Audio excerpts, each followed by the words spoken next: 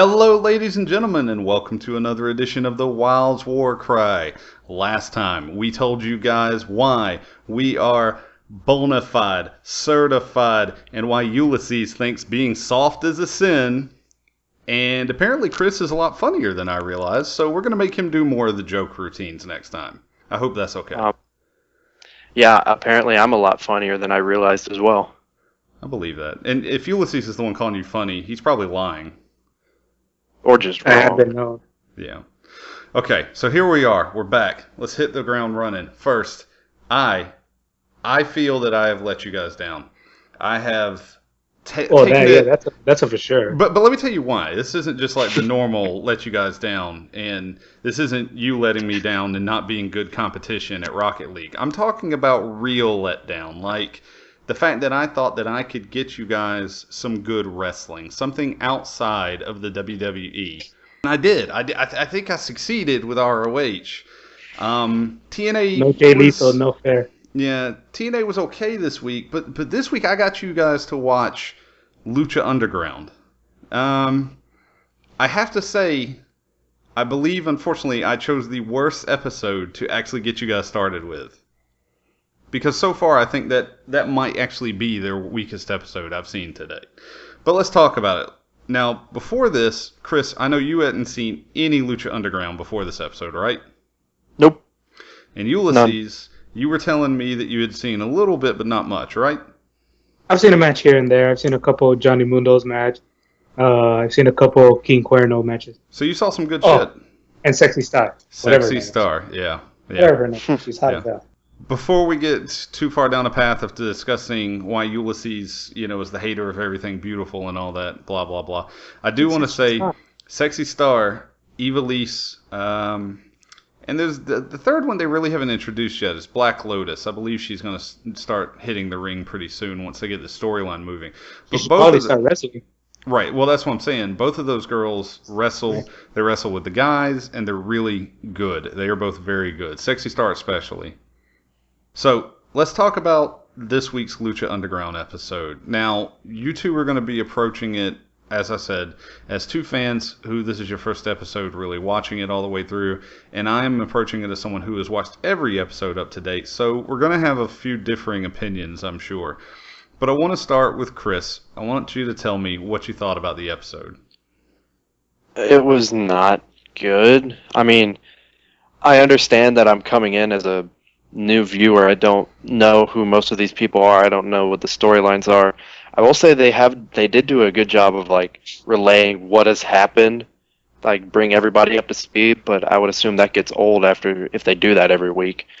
But I mean, as far as it just was, I didn't like it hardly at all. I mean, there were spots in the matches where the wrestling was good, but for the most part it was like this just kind of looks like just slightly a step above Raw at this point. I kept thinking that like the best thing that actually came out of it was watching Marty the Moth. He's my new favorite. Just his expressions alone were fantastic. But like a bunch of the other wrestlers, like they didn't look terribly out of shape. Like a lot of them looked really ripped, but it just felt like, I don't know, just had a weird feeling to it where it wasn't good. You being a fan of Marty the Moth does not surprise me in the slightest. I will say that hands down. I do agree with you that the commentators, though some people apparently really despise Vampiro, they do. Ulysses is one of them. They do a very good job of explaining why someone is important. Would want to punch him in the face. They explain who they were in Mexico or in AAA before this. So they do a good job of putting the fan in the match and in the moment. I actually am a fan of Matt Stryker, even though he still owes me an interview. You also like Zack Ryder, so your opinions are irrelevant. That is your opinion, so we won't go there much. And my opinions are relevant. Let's not push it. Either way, Chris, overall, I need to know. You told me like what your favorite was. You said it was a step above Raw, though. Why did you say that? I mean, it just didn't. There's no special moments that really, like throughout the entire episode. Like I was paying attention to it for the most part. I mean, not for the most part, for the entire thing. I mean, there are just points where like I could be doing this, or I could be doing that but I just kept sticking through it because you told me to. And then, like with ROH, you showed me you made a mistake again because you can't pick out your episodes right. But you showed me a house show, but it was still good. I mean, I it showed kind you of a felt great like house show. Thank you. you did. Like my feelings with ROH were, if you don't know, it was the wrestlers looked terrible, but they were great wrestlers.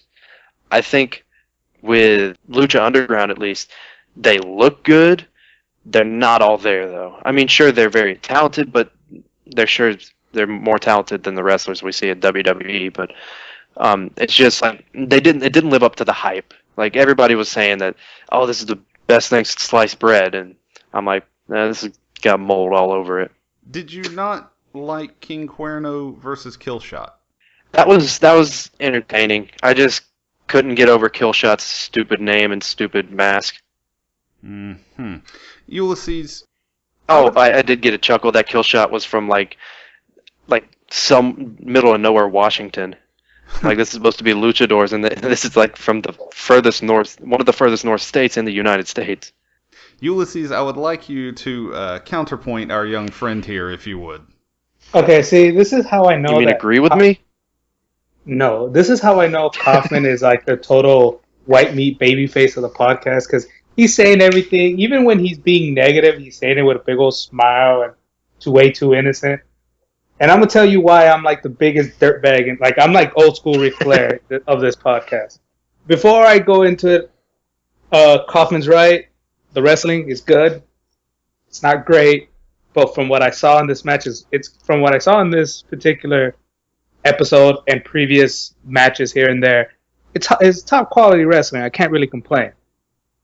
My problem is with like the presentation and all this stuff. Like, I like wrestling because I've always been a big fan of the stories, the characters, and the way they portray it. Like, nothing's better to me than hearing JR call a match because he explains it well and he describes what's going on.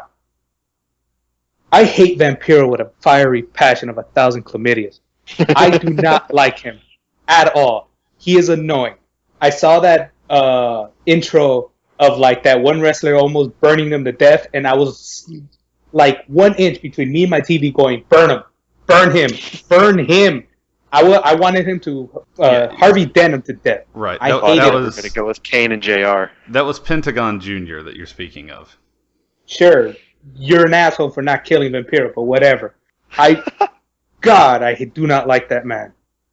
And then Matt Striker, he is annoying. I've never been happier than when I found out that he was fired, because I do not like him. I know that's kind of mean, like nobody should ever lose their job or whatever, but I just everything that comes out of his mouth is annoying. Similar to you, Scoops. Yeah, it's just they're annoying. Like, I get they do their job, as you said, that like they explain what they're from, what Lucha Libre is about, and all that. I get it. It's entertaining. It's annoying to hear these guys say like these Hispanic names and like sound awful. Like, if my Spanish is better than your Spanish, then we have problems. And then there's the other parts of the presentation that I can't stand. Is they were doing these matches for some talismans or medals or whatever it was. Medallions. Yeah, I forgot to even touch on that, and that's how like unimportant it was to me. Yeah, and it was so annoying. Like, that poor lady who intros the match, like they're Lillian Garcia or whatever. Yeah. She tries Melissa to Santos. They're I don't think she was Lillian ever Garcia. There you go. That's what I'm calling her. They're Lillian Garcia.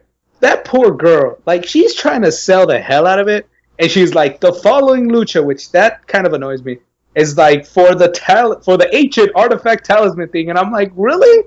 Am I supposed to take this any bit serious? Like, how are you not bursting in laughter when you hear that? It's dumb. Like, I'm sorry, but it sounds dumb as hell. It sounds like it's straight out of that Nickelodeon game show where they're fighting for the aggro crag. What's that called? That's Guts. What was it? It was Guts? Okay, I was thinking it was Guts. Yeah, but I think you mean it sounds more like Legends of the Hidden Temple, because that would be That more might have of been a compare. To me, when Whatever. I saw the talismans, I started That's thinking what I of meant. Jackie Chan Whatever, Adventures. you know. One. You get the point. One. It's stupid. But hold on. I'm not done yet. I did like seeing Tommy of the White Power Rangers wrestle in the first match. That was awesome. Uh-huh. Like, that was a White Power Ranger. I'm almost certain that's what that was. Oh, was that guy he faced? Was he in WWE formerly? Yeah, that's Daivari. Daivari? Sean Daivari. Sean? Sean Daivari.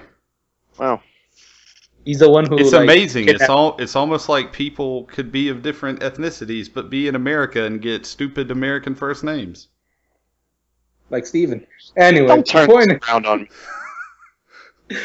point being, like, I get Lucha Underground is better than what I saw. Like, I understand it. This isn't going to pull me off from watching another episode. If anything, I'm going to make sure I watch another one just to make sure that this was more an accident than the norm. Yeah. But I nobody did actually seem very interested in that pay-per-view that's coming up.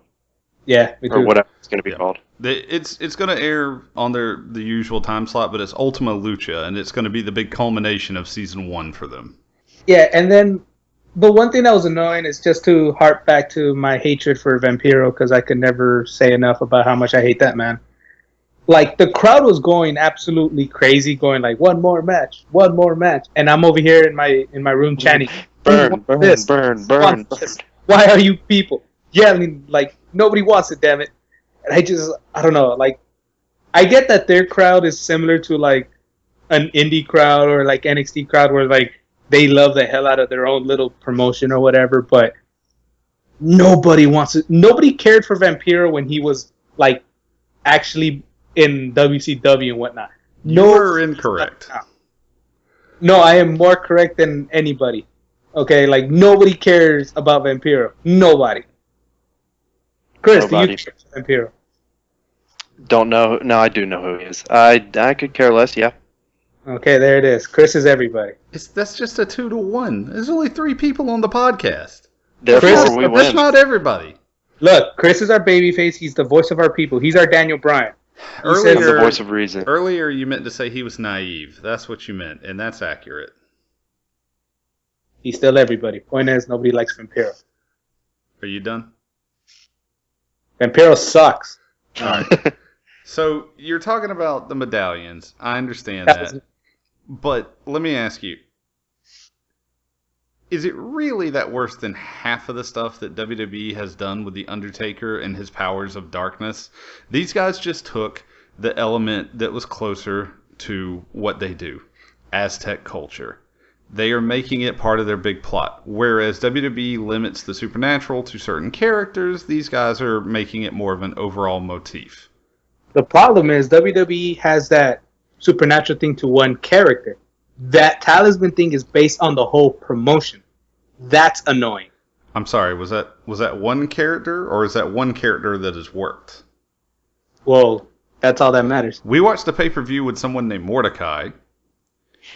Bray Wyatt technically has some limited Don't mention that name. supernatural stuff.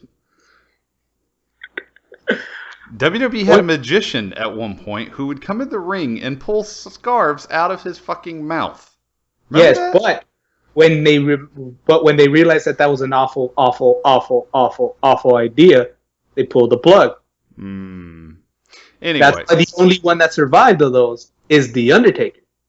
Unlike Lucha Underground, where the rest of the promotion is gonna be based around these stump medals. and I think It's gonna be a roster of Undertakers.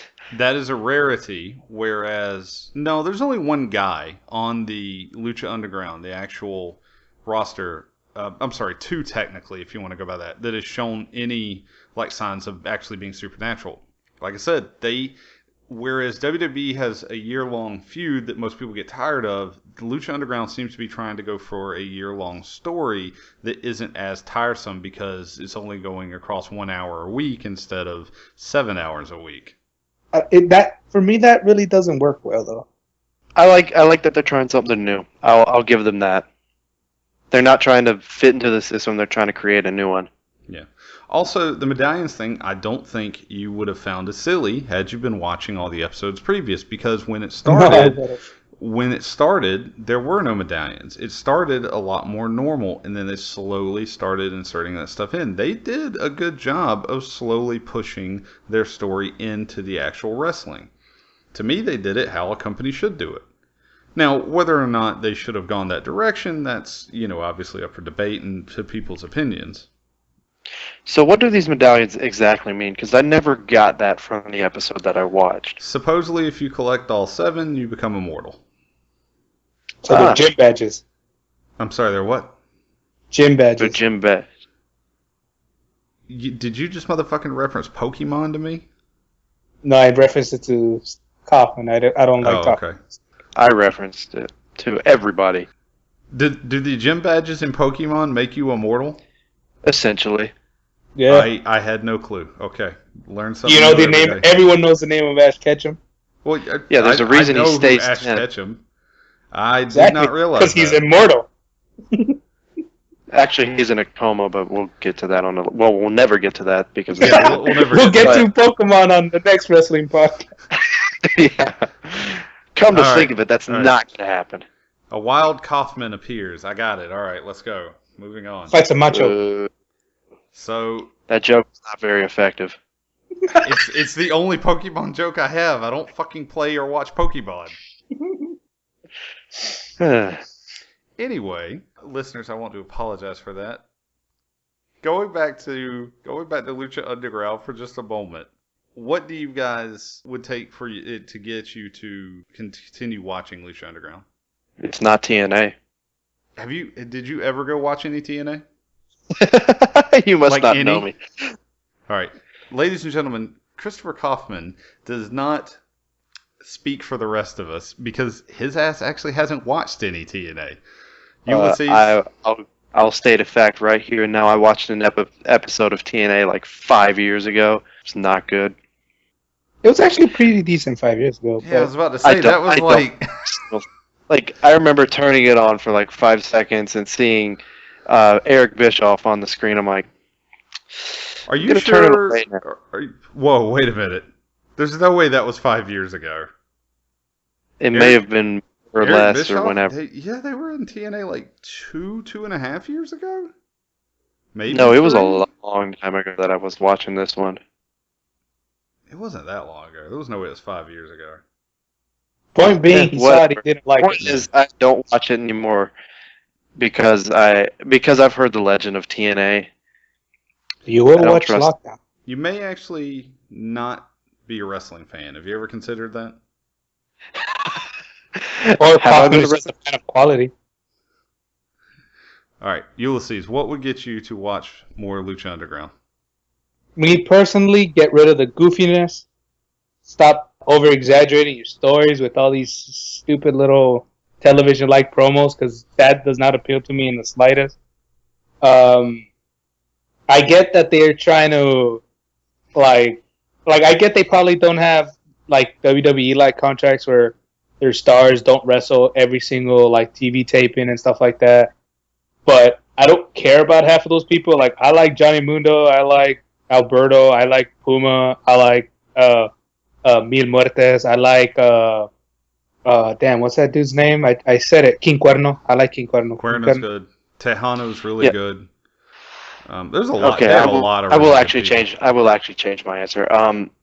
It's something that they can do to get me watching again is more of that. I think it's Mil Muertes. Is he the big guy that came out at the end? Mm-hmm. Yes. Him. He's their Brock Lesnar, basically, from what I'm gathering. Pretty much. I want more of him, less of everybody else, more of Marty the Moth. And Yes, more then, Moth. I had something else. More Sexy Johnny Star. Mundo. More Jomo.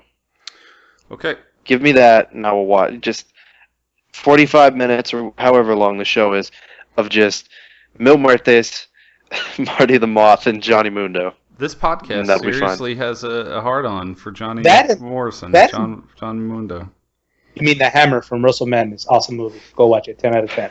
Point being, Oh, and keep Albert way away from here.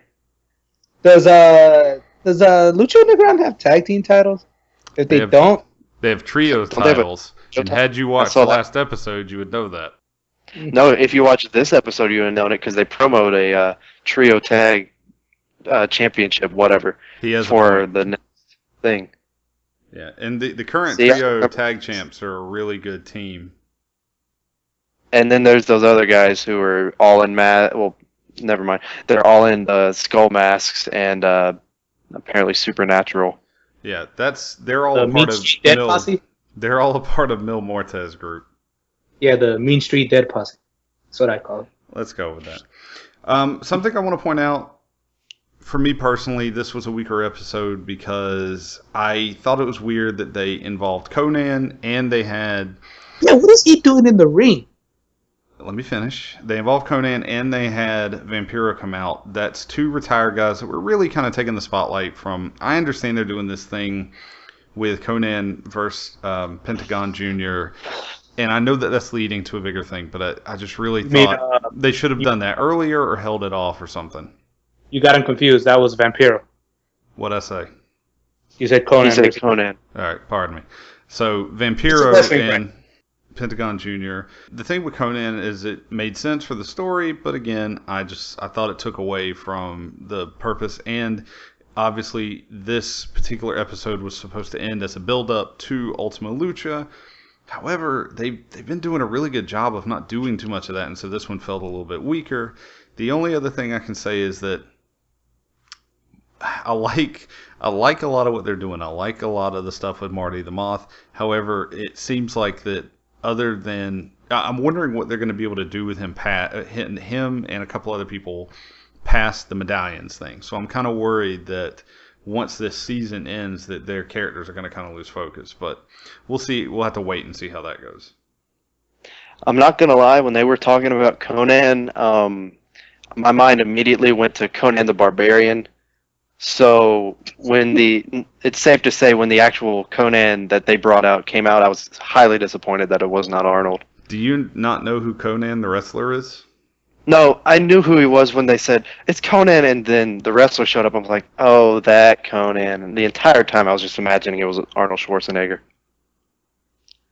as Conan the Barbarian. Yeah, we got it. Not helpful. Not helpful and at all. To me, Marty the Moth is essentially Kevin Owens if that movie Inside Out was based in his body, but like the anger dude was sleeping the whole movie.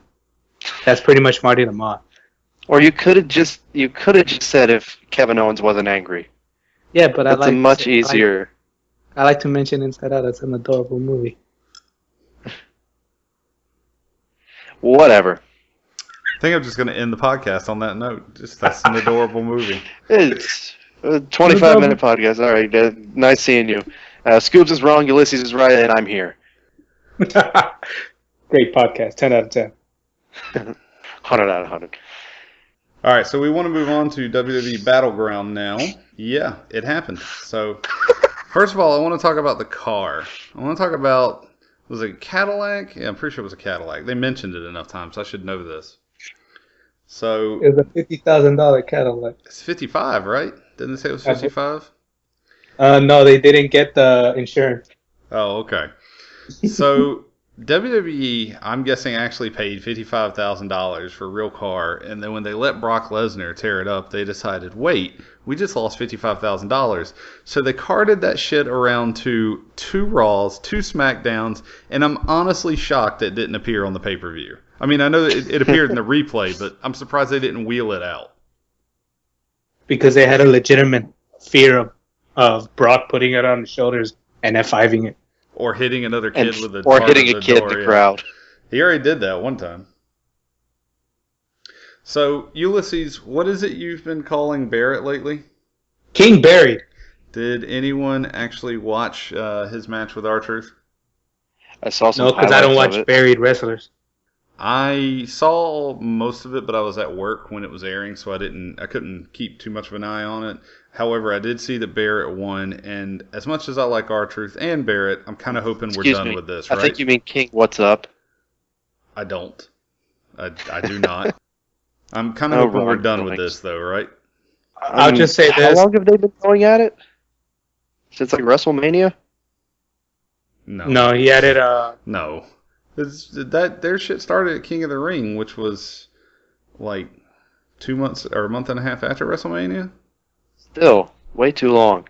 It's been a while, and they actually haven't been going completely straight at it because for a little while Barrett was feuding with Neville, but anyway, It's true. It's been too long. Anyway, we've spent too much time on this.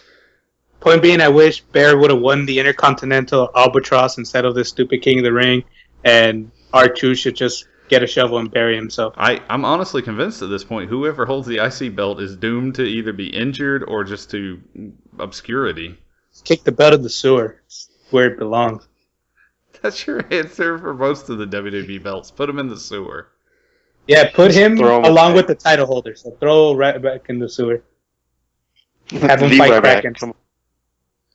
Did anyone have any comments on Orton vs. Sheamus, which was our opener? And it was I want to say, all the matches in this show were pretty long. We'll get to some more detail about this, but other than that, does anybody have any comments about Orton vs. Sheamus? I was Chris, actually surprised that Randy Orton won. I'm surprised you didn't take this moment to bash on Sheamus. I'm surprised Sheamus I had to sucks sit too, through but that. I mean, everybody knows that. I'm surprised I had to sit through this. No, I hate to say this. This, wasn't a bad match. They were both pretty hard hitting.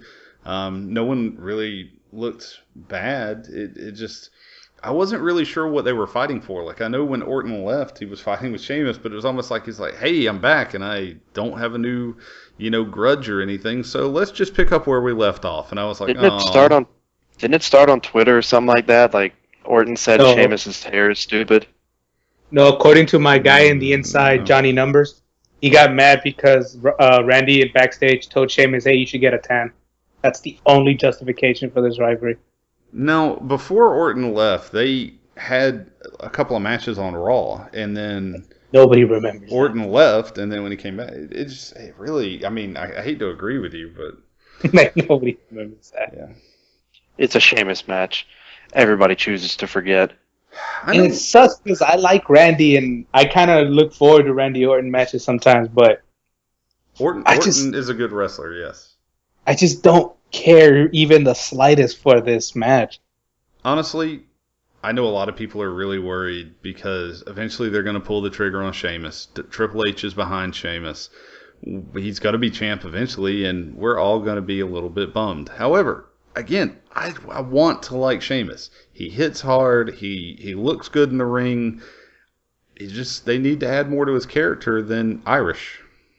hmm I'm a firm Yes. believer that he's going to cash in and lose. Like I just have it set that that's going to happen. Scoops, you're wrong. They have added something more than Irish to Sheamus' character. Okay. Annoying. Oh, okay. Yeah, sure. And weird hair. Yeah, you're right. Let's see. And a bull ring on his septum. Let's talk about one of Ulysses' favorite things in wrestling, the New Day.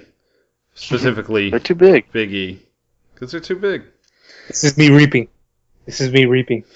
That was one of my favorite parts. Oh man. Okay, that just jogged my memory. I do remember that. Yeah. I like how it looks like, I don't know if this was what his intention was, but it looks like Big E's like, listen, I know you are all slow, so I'm going to explain this. That was great. This is me repeating. So the Oh, New man. Day took on the Primetime Players. The Primetime Players are the current tag team champs. This is another match where I thought everyone looked good. I thought there were some good moments in the match. I am so glad to actually see the Primetime Players getting some real time and getting to show off what I've known for quite a while, which is that they're good in the ring and, as we all knew, good on the mic. Ulysses, any thoughts? I'm a fan of all 5 men. I love me some Titus. I like me some Darren Young. I like me some Kofi. I love me some Big E. And I'm almost certain that I never want to see Xavier Woods wrestle because I would rather have Big E and Kofi wrestle while Xavier Woods is outside with a bullhorn, Megaphone. with a megaphone, just yelling, because I want to hear everything that man has to say. It is nothing but greatness. He's the new mouth of the South. But, I mean, I thought Xavier Woods, now that I actually remember the match, I thought Xavier Woods was a bit annoying this pay-per-view, more so than funny like he usually is. He felt like he was forcing it too much. But anyway, as far as the match goes, it was from what I remember, it was a pretty good match, and Primetime Players came out on top to retain, which is good. Yes, I actually want to see them get a little bit longer reign, see what they can do with it. The other thing about these two tag teams, like, I don't know, I remember watching Usos and the Wyatts earlier this year or late last year, and the ending of those matches were amazing. These last two that these two fought, the endings kind of seem anticlimactic to me. But yeah. I don't know, maybe that's just me. No, it's not just you. Like, this match that we're talking about right now, I thought was a really good match, and it kind of needed a little bit more for the ending. Yeah. All right, let's talk about, for me, what was kind of one of the surprise matches, I guess, of the night, and that's Bray Wyatt versus Roman Reigns. The reason it's kind of a surprise match to me is I wasn't expecting much at all from this match, and there were some amazing spots. First of all, I have to say, Bray Wyatt doing that move on the apron where he drops Roman on his back, that looked painful, and I'm almost positive at some point he's going to mess that up and really hurt somebody. 2, I believe this is the first time I've seen people move out of the way of Roman Reigns' drive-by move, but this is the first time I've ever actually seen somebody counter it that I can recall. He sets the person up on the ropes, he runs forward, jumps up with the feet, looks good usually. Bray Wyatt, the camera angle was perfect because you almost don't see Bray Wyatt move until he's already in the position for the clothesline and nails Roman Reigns. I thought that was a really good spot. The ending, I think everybody knew it was going to happen. What do you think, Chris? Because I can hear you waiting to speak. Yeah, like what you're saying. I actually think somebody did reverse the drive-by before. I want to say it was in the Fatal 4-Way match for the championship. But yeah, the finish, I liked it. I mean, like you said, everybody kind of saw it coming. But I mean, the match was, like what you're saying, it was very surprising. Like, it was for a Roman Reigns match, especially, that you weren't expecting much, and you actually got a decent match out of it. Pretty good one, to say the least. And, I mean, though it was shady, Bray Wyatt actually got the win, which is new. Ulysses? What do you think? I had like very little interest in this match at all. I like Roman. Roman has turned me around on him, and I'm a fan of him not really being that close to the main event scene at the moment. Like, I'm a fan of him messing around in the mid-card scene at the moment, so he could get better and better and better. And he's been doing some good matches. The matches with when there's more than just a one-on-one with him are better than just a simple one-on-one match, in my opinion. But this is a good match. I'll give both wrestlers their due. I just don't care.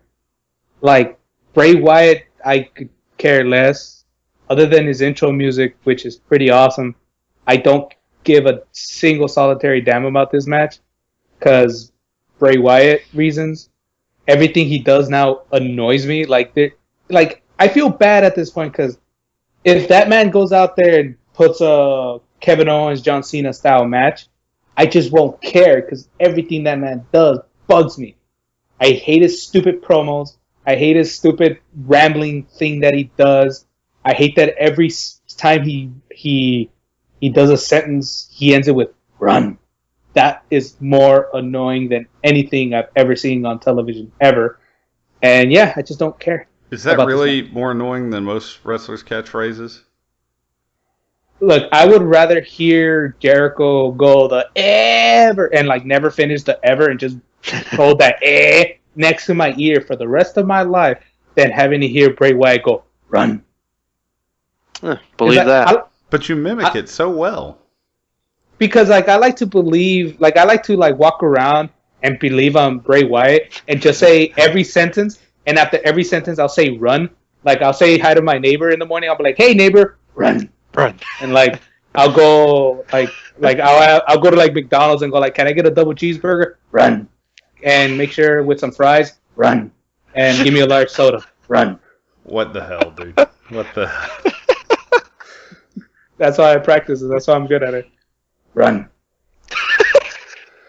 Okay, so Ulysses continues his streak of hating Bray Wyatt for what seems like not really great reasons. Run. Let's move on. No, let's run away. I want to talk about Charlotte versus Brie Bella versus Sasha Banks. Sasha. This was the match that took the place because the Ryback had a staph infection. They were in my hometown, and I like to joke with some friends told me that they were joking that he got the staph infection here. It's probably true. But this caused that match to be substituted for this match, and I think we actually won out in this case because I definitely think this was a better match than what we would have seen between Miz, Ryback, and Big Show. And what's even more shocking is the fact that you're actually mentioning a Divas match.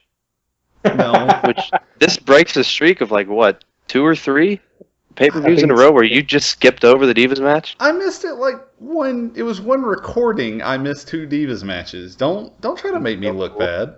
You missed the last pay-per-view, and you missed... But anyway, you missed it the last pay-per-view, and you missed the WrestleMania one of all people. Of all matches, you missed the WrestleMania. I don't even remember that. Yeah, you don't remember many Divas matches, apparently. But shut up and talk about the match. It was good. I mean, like you said, we definitely got the win in this situation. Honestly, out of the 3 for Paige's group, Charlotte, I mean, no discredit to Charlotte, but Charlotte was the least one I wanted to see just because I liked the other 2 better. I mean, I'm still happy that Charlotte got to wrestle and got the win. I like the fact that Brie Bella was basically a non-factor in this match. They just kind of threw her off to the side and then let Sasha and Charlotte go at it for most of it. And they did a good job. I mean, I will say that spot where they had where Sasha had both of the competitors up on the ropes and she did her signature move. Remind me what that's called again? Or does it have a name where she just stomps on both? I'm not sure that has a name yet. Does it have a name? Really?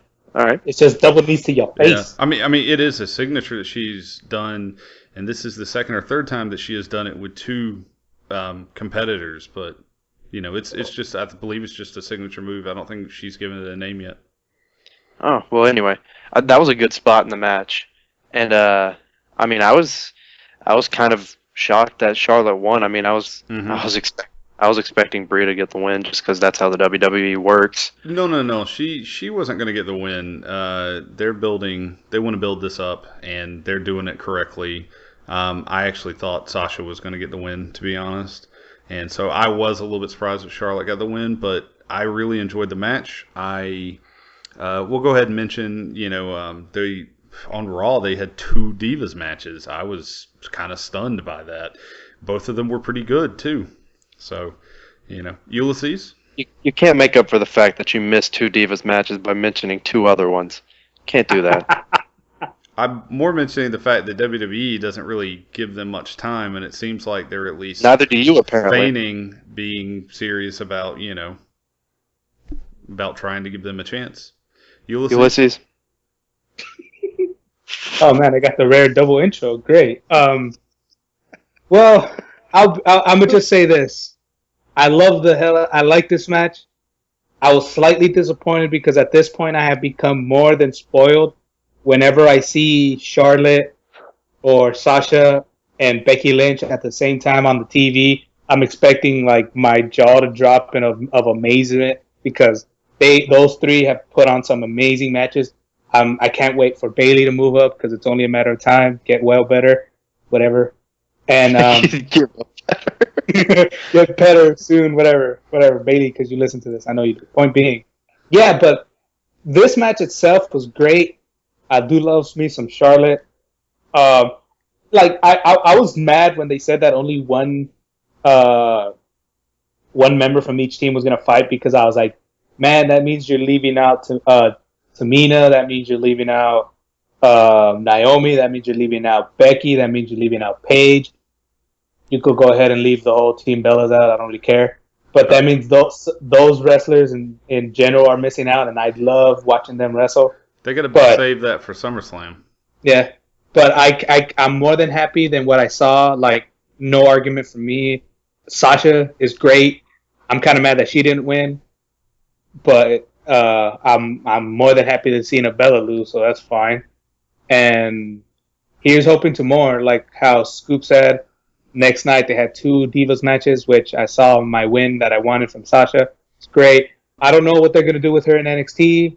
God, I hope it isn't dropping the belt to Dana Brooke. Drop it to like, go ahead and drop it to like Bull Dempsey. I'm pretty sure that'd go over just as well. I don't know why you're clowning. You're saying Bailey listens to this podcast, and you know Dana Brooke's the only one that has a crush on you. That's what I was going to say earlier. You know, Dana Brooke's the only one who listens to this. She wants you. Just repeating my joke. Let's talk about John Cena versus Kevin Owens. I wanted to make sure everybody heard it on the Divas matches because you fail to mention them all the time. You were really trying to kick a dead horse. It's just yep, I am. I'm just trying to dig myself out of a hole, and it's not working. John Cena versus Kevin Owens. Ulysses? I don't think I'll be shocking anybody when I say that this was obviously the worst of the 3 matches I think they've had already, or 4 maybe, I don't know. This is their third. This is the third. This is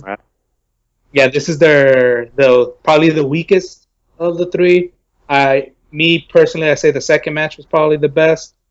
But this just proves that you never earn a win versus John Cena. You just rent one, and you have to pay him back with interest because, like, there is no way you get more than 1 win over Cena without him taking at least 5 from you. But, whatever. Like, I'm not here much to complain. I do like me some John Cena. I think a lot of the hate that he gets is over-exaggerated and bullshit. Though it was the weakest, it's not necessarily bad.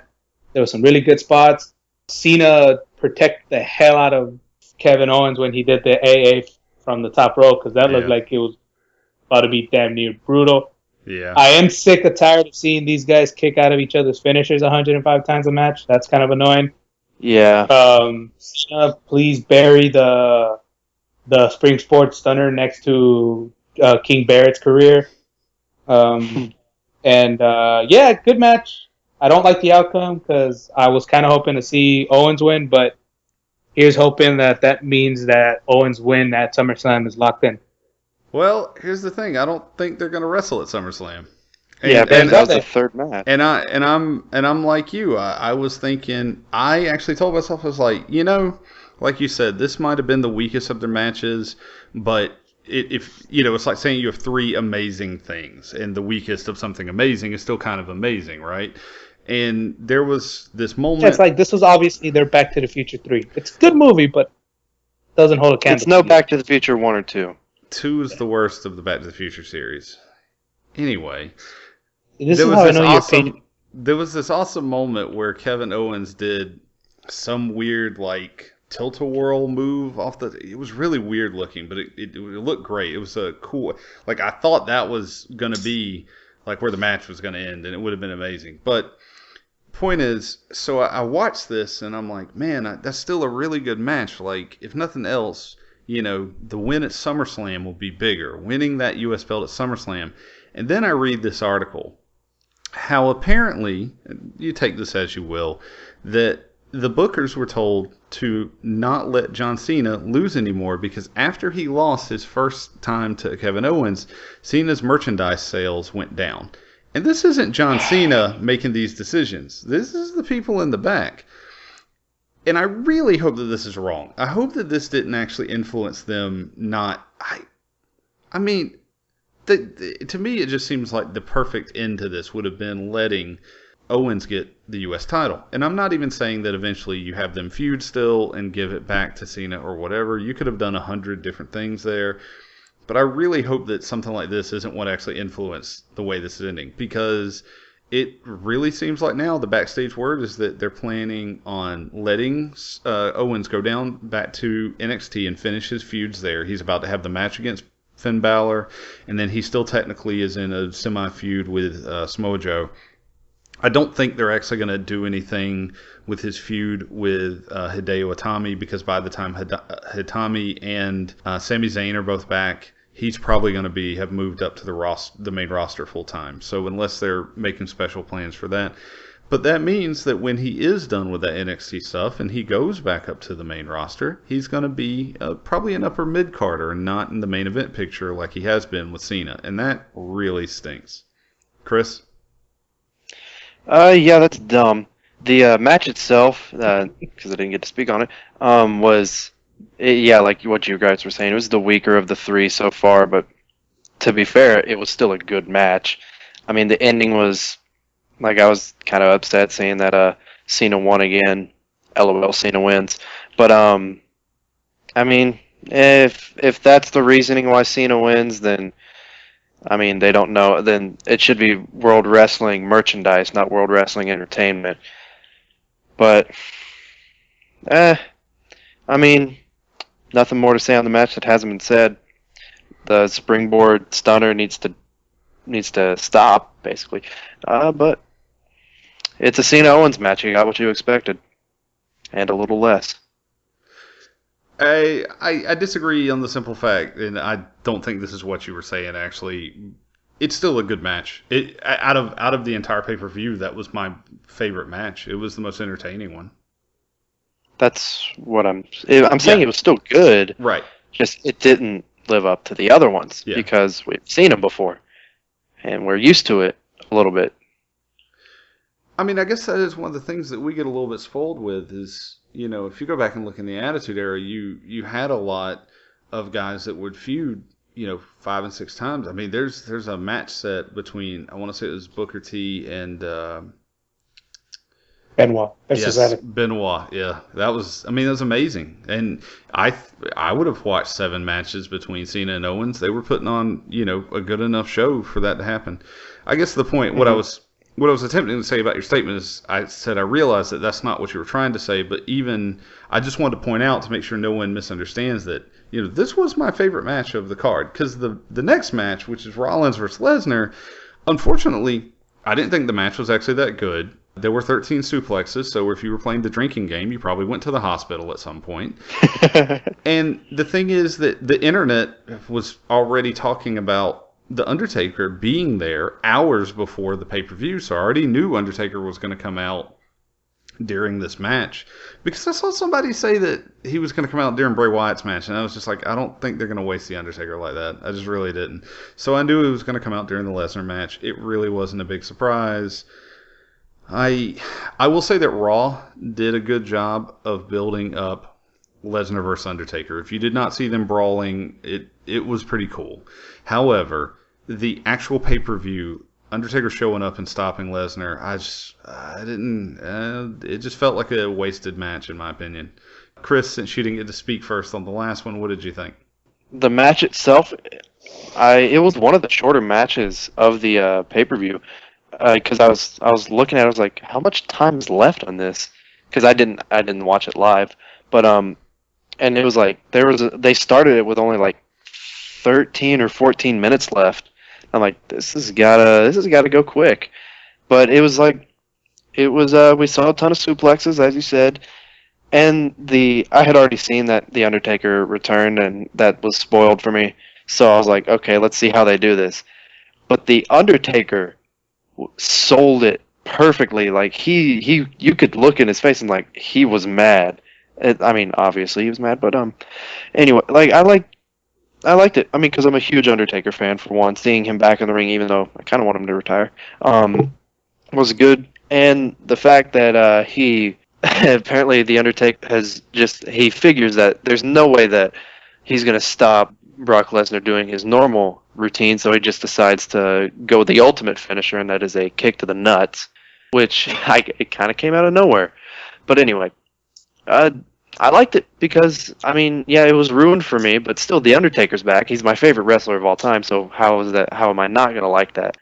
And apparently the Undertaker has the ability to make people disappear because that match never ended. There was no bell or anything. There was no official signal. The referee and Seth Rollins just kind of vanished. They were probably thinking that would have taken away from the shock moment.